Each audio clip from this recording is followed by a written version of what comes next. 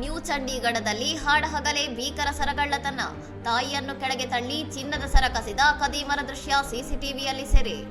New ಚಂಡೀಗಢದ ಮುಲ್ಲನ್ಪುರ ಪ್ರದೇಶದ ಇಕೋಸಿಟಿ ಒಂದರಲ್ಲಿ ಹಾಡಹಗಲೇ ಮಹಿಳೆಯೊಬ್ಬರ ಚಿನ್ನದ ಸರವನ್ನು ಕಸಿದುಕೊಂಡಿರುವ ಘಟನೆ ಸ್ಥಳೀಯರಲ್ಲಿ ತೀವ್ರ ಭೀತಿ ಮೂಡಿಸಿದೆ.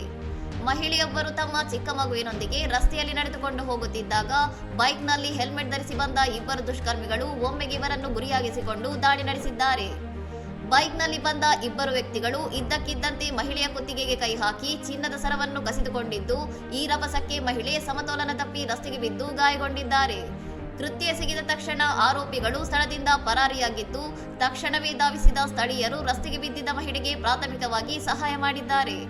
ಧೈರ್ಯಗೆಡಿಸುವ ಈ ಇಡೀ ಘಟನೆಯು ಆ ಪ್ರದೇಶದಲ್ಲಿ ಅಳವಡಿಸಲಾಗಿದ್ದ ಸಿಸಿಟಿವಿ ಕ್ಯಾಮೆರಾದಲ್ಲಿ ಸೆರೆಯಾಗಿದ್ದು, ಪೊಲೀಸರು ದೃಶ್ಯಾವಳಿಗಳನ್ನು ವಶಕ್ಕೆ ಪಡೆದು ಆರೋಪಿಗಳ ಪತ್ತೆಗೆ ಬಲೆ ಬೀಸಿದ್ದಾರೆ. ಇಂತಹ ಸರಣಿ ಕಳ್ಳತನಗಳಿಂದಾಗಿ ಕಾಲೋನಿಯಲ್ಲಿ ಅಭದ್ರತೆಯ ವಾತಾವರಣ ಸೃಷ್ಟಿಯಾಗಿದ್ದು, ಪೊಲೀಸ್ ಗಸ್ತು ಹೆಚ್ಚಿಸಬೇಕು ಮತ್ತು ಆರೋಪಿಗಳನ್ನು ತಕ್ಷಣ ಬಂಧಿಸಬೇಕು ಎಂದು ಸ್ಥಳೀಯರು ಆಗ್ರಹಿಸಿದ್ದಾರೆ. ಇನ್ನಷ್ಟು ಸುದ್ದಿಗಳಿಗಾಗಿ ನೋಡ್ತಾ ಇರಿ ಸೌರಂ ಟಿವಿ.